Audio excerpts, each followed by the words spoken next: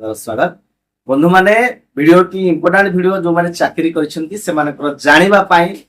केते दरमा से मानकु को पोस्ट रे किभଳି भाबरे आपण डायरेक्ट गोटे पोस्ट रे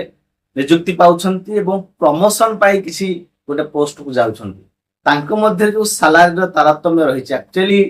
जदि जने डायरेक्ट पोस्टिंग होची से दरमा जति की पाइबे जने प्रमोशन रे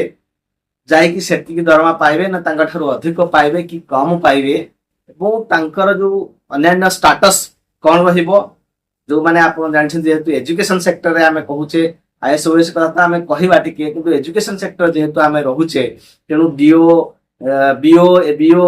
सीआरसीसी ई जो एचएम एमानकर प्रमोशन क्षेत्र रे कोन दरमा होउची कोन रहिची डिटेल हमें जानिबा ता पूर्व वीडियो को लाइक करंतु शेयर करंतु एवं चैनल को सब्सक्राइब जे गोटे लेटर मध्ये मु पाइची direct of secondary education elementary education पक्षरु एवं अन्य अच्छी माने गाइडलाइन मध्ये अच्छी जदि जने डायरेक्ट गोटे पोस्ट रे नियुक्ति पाउछंती से क्लास 1 ऑफिसर होंतु आईएएस कि ओएस कि ओडिशा एजुकेशन सर्विस या जे कोनसी सर्विस रे तांकर जो दरमा रहिबो तांकर मूल दरमा अनुसार बढ़ी बढ़ी जीव जे ताकर ग्रेड पे जति कि थिबो जदि जने प्रमोशन पाई कि सेही पोस्ट को जाउछन धरंतु आपण बोले असिस्टेंट टीचर भाबरे थिबे तो से प्रमोशन पाई कि बीओ के बीओ मध्ये हे जानती प्रमोशन हे किंतु बीओ एबीओ जदि जने डायरेक्ट पोस्टिंग हे कि जो ओडिशा एजुकेशन सर्विस रे डायरेक्ट रिक्रूटमेंट हबो से निश्चित भाव में डायरेक्ट से जो मूल पदवी जेति कि जीपी ग्रेड पे एवं जेति कि पे स्केल सेति कि पाई किंतु जने प्रमोशन हे कि जिबे धरंतु एबीओ जने असिस्टेंट टीचर रु एबीओ प्रमोशन हैला जेन आपण जानि छथि जने असिस्टेंट एलिमेंटरी कैडर टीचर जने असिस्टेंट टीचर हाबे रुहंती तांकर फोर्थ प्रमोशनल रे से एबीओ होई परिबो अर्थ गाइडलाइन रूल्स कहउछ तेनो से जो एबीओ हेबे से दरमा एबीओ कर पोस्ट बा मूल पोस्ट अनुसार से दरमा पाइबे नाही तांकर जेति कि असिस्टेंट टीचर हेबार जेति पाउथि जदि से जने माने जूनियर टीचर हाबे जॉइन करिथिबे ताल तो तांकर जो 2800 ग्रेड पे 2200 ग्रेड पे जेति थिबो बडी बडी तांकर जेति जो लेवल को आस्थिबे एवं तांकु जेतिटा प्रमोशन मिलिथिबो जो आरएससीपी मिलिथिबो एमएससीपी जेतिटा मिलिथिबो सेति के अनुसार तांकु गोटिए लेवल रे एवं पे स्केल रे फिक्स करा जी तांकर प्रमोशन हुए तो से जो माने डायरेक्ट रिक्रूटमेंट हेबे बीओ तांकर ठारू अधिक दरमा पाई परंती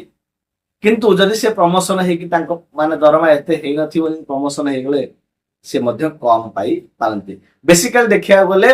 जने डायरेक्ट जेते रिक्रूटमेंट होंती आ जने प्रमोशन हे कि दरमा निश्चित भाबरे प्रमोशन लोक को अधिक थिबो काइना जे डायरेक्ट रिक्रूटमेंट हेथिबो वर्षे तांकर यदि माने रिसेंट हेथिबो ताले दरमा कम थिबो जदि से वर्ष 2 वर्ष तांकर पुणा हे जिवे ताले निश्चित प्रमोशनल पोस्ट रो जो अधिकारी रहे तांको को अधिक दरमा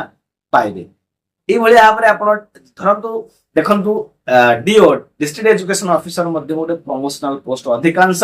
प्रमोशनल पोस्ट रे ही नियुक्ति होंती काहे ना आपण जानि छथि ओडिशा एजुकेशन सर्विस रु जानती ओडिशा एजुकेशन सर्विस फास्ट जो माने जानती से माने को आइदर एचएम विभिन्न स्थान रे एबीओ किछ किछ स्थान रे बीओ नुआ पुना टिके हेले नियुक्ति मिले से माने को डिस्ट्रिक्ट एजुकेशन सर्विस जो ऑफिसर हवा कहले मिनिमम काम करिया पड़ियो 5-10 वर्ष निश्चित भाव में तांगर काम करिया पड़ियो तापर जे तांगर प्रमोशन रे से जे कि डिस्ट्रिक्ट एजुकेशन हे करे कारण 30 टा जिला पय 30 टा डिस्ट्रिक्ट एजुकेशन ही अछंती तेनो सेही प्रमोशनल पोस्ट जते बेले जने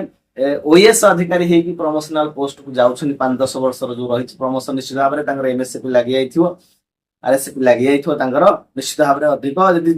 डायरेक्ट रिक्रूटमेंट त आपण देखि नाहंती ओडिसा रे डीओ जने डायरेक्ट रिक्रूटमेंट हेछंती बोली ते निश्चित भाव में प्रमोशनल पोस्ट रे जने यदि माने जति कि मूल पोस्ट अनुसार प्रमोशनल पोस्ट अधिक थिबो काई ना एते वर्ष से मानकर एक्सपीरियंस रही किंतु मूल पोस्ट जति जो आपनकर जेहेतु डीओटा गोटे ग्रुप ए सर्विस रे जीवो तनो ग्रुप ए रे 3टा जीपी रे मध्ये विभक्त ग्रेड पे विभक्त कराइछि गोटे हला 9000 गोटे 8000 800 एवं 8700 गोटे ग्रेड पे अछि जहार पे स्केल होछि 37400 रु 67700 बैंड 4 रहे आ गोटे जीपी मध्ये सेही क्लास 1 ऑफिसर बा ग्रुप ए रो मध्ये आ गोटे जीपी रहिछि 7600 6600 5400 एभली मध्ये जीपी रहिछि विभिन्न रिक्रूटमेंट कंडीशन ने कि थाए तार पे बैंड होची तार पे स्केल होची आपन 15,600 रु 39,100 जोटा कि बैंड बैंड पे बैंड 3 से बळे माने क्लास 1 ए रो क्लास 1 जो ऑफिसर हम कहू ग्रुप ए रो मध्य आ गोटे जीपी रही 5400 जीपी ग्रेड पे तार पे स्केल होची 9,300 रु 34,800 जोटा कि हमर जो assistant teacher high school teacher जो माने एबे नियुक्ति पाउछन जो माने नियुक्ति रे तांकर जो ग्रुप बी सेटा ग्रुप बी किंतु ग्रुप ए रे मध्ये गोटे पे स्केल अछि जीपी अछि 5400 जीपी किंतु तांकर बेसिक पे जो पे स्केल टा 9,300 34,800 जोटा कि एबे हाई स्कूल टीचर माने पाउछंती किंतु तांकर ग्रेड पे 5400 रहिछि जेतु ग्रेड पे 5400 रहिछि से नेक्स्ट माने तांकर जे प्रमोशन हबो 10 इयर आरएसपी एमएसपी जे पाइबे निश्चित भाबे आपण मानक ढेर अधिक पाइबे एवं तांकर प्रमोशन रहिछि जेतु से क्लास 1 ऑफिसर तांकर प्रमोशन ईयर वाइज प्रमोशन रहिछि से भलिया हमरे ग्रुप बी रो जे हम किसी जीपी माने देखिबा ग्रेड पे ग्रुप बी रे 4600 अछि 4200 अछि जोडा कि आपण माने high school teacher group B तांकर वर्तमान 42 रे अछि high school government high school रे ओवीएस रे 4600 ग्रेड पे अछि तांकर पे बैंड टा होची बंधु माने पे स्केल टा 9,300 रु 34,800 जो माने आपण माने हाई स्कूल टीचर पाउछंती पे बैंड होची 2 ओवीएस रे 4600 पाउछन निश्चित भाबरे आपनकर जेतले 50,000 समथिंग सैलरी हला तांकर 60-65 होची केना सेवन को 4600 पे ओवीएस पर इटा होची ग्रुप बी आपण माने समस्त high school teacher group B रे जाउछन ग्रुप सी कथा देखिया बंधु माने यदि हमें तार जीपी पे बैंड तार 2800 जीपी अछि ग्रेड ग्रेड पे 2800 अछि 2200 अछि 2400 अछि 2000 अछि 1900 अछि 1800 अछि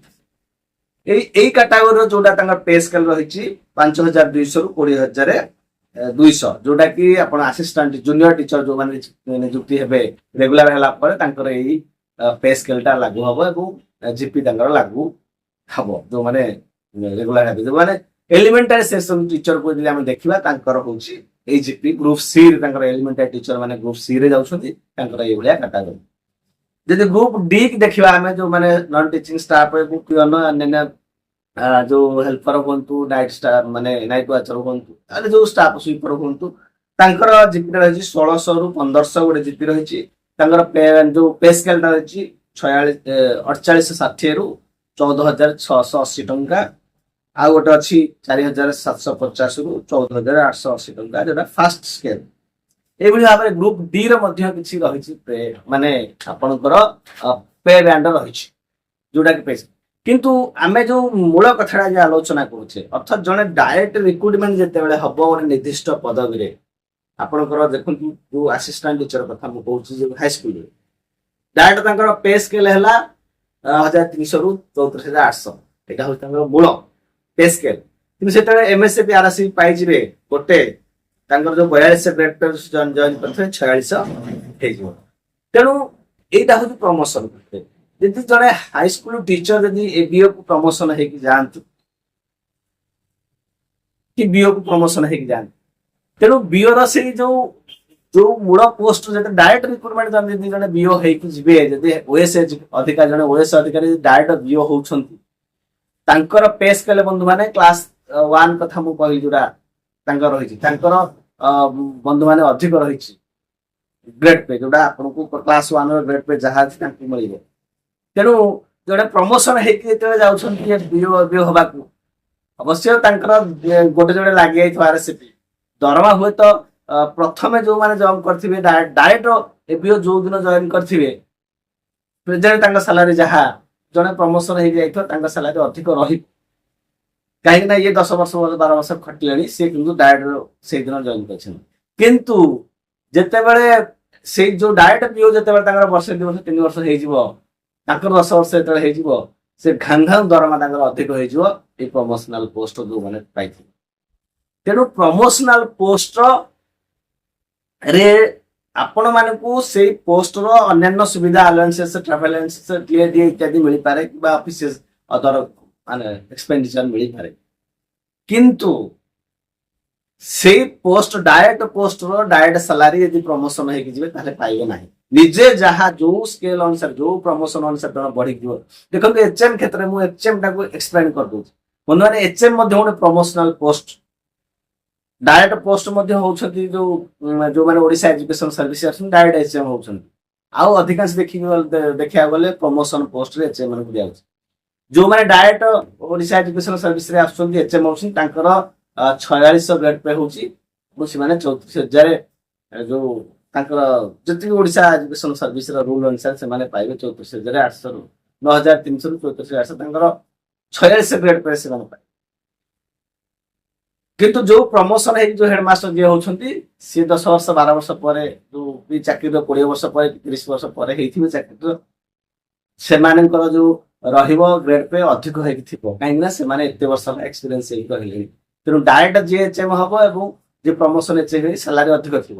କିନ୍ତୁ ଯୋଉ ଡାଇରେକ୍ଟ ଏଚଏମ୍ ଯିଏ ହବେ ଓଏସ୍ ଏଜୁକେସନ ପାଇକି ତାଙ୍କର 10 ବର୍ଷ ପରେ ବା 2-3-4 ବର୍ଷ ପରେ ଘାଙ୍ଗା ହେଇକି ଦରମା ପଡିବ। ଆଉ ସିଏ 10-12 ବର୍ଷ କିମ୍ବା 2-3ଟା ତାଙ୍କର ଏମଏସସି ଲାଗି ଯାଇଥିବ ତାଙ୍କ ଦରମା କ୍ଲାସ 1 ଅଫିସର ସହିତ ସମାନ ହେଇକି ଅଧିକ ଦରମା ହେଇଥିବ। ଏହା ହଉଛି ସିଚୁଏସନ ବନ୍ଧୁମାନେ ଆପଣଙ୍କର ପ୍ରମୋସନାଲ ପୋଷ୍ଟ ଆଉ real recruitment direct post. Direct recruitment ହବା ପ୍ରମୋସନ ମଧ୍ୟରେ ପାର୍ଥକ୍ୟ ରହିବ। ଜଣେ ପ୍ରମୋସନ ପାଇକି ହୁଏତ ସାଲାରୀ ଅଧିକ ତାଙ୍କର ସେମ୍ ଡେଟ୍ ରେ ଥିବ। ଯଦି ଜଣେ ଡାଇରେକ୍ଟ ସେମ୍ ଧରନ୍ତୁ ଜଣେ ଡାଇରେକ୍ଟ 2021 ରେ ଜଏନ୍ କଲା ଡାଇରେକ୍ଟ ପୋଷ୍ଟରେ, ଆଉ ଜଣେ 2021 ରେ ପ୍ରମୋସନ ହେଇକି ପୋଷ୍ଟ ଜଏନ୍ କଲା, ତାହେଲେ ପ୍ରମୋସନାଲ ଯିଏ ଥିବ ତାଙ୍କ ଦରମା ଅଧିକ ଥିବ। ଯେ 21 ରେ ଜଏନ୍ କରି ଡାଇରେକ୍ଟ ତାଙ୍କ ଦରମା ଅଧିକ ନଥିବ। କିନ୍ତୁ 2-4 ବର୍ଷ 5 ବର୍ଷ 10 ବର୍ଷ ଗଲା ପରେ ଯିଏ ଡାଇରେକ୍ଟ ରିକ୍ରୁଟମେଣ୍ଟ ତାଙ୍କ ସାଲାରୀ ପ୍ରମୋସନାଲ ପୋଷ୍ଟରୁ ଅଧିକ ହେଇଯାଇଥିବ। ଏହା ହିଁ ସ୍ଥିତି। ଯଦି କିଛି କମେଣ୍ଟ ଥିବ କମେଣ୍ଟ କରିବେ। Thank you. ବନ୍ଦେ ମାତରମ୍।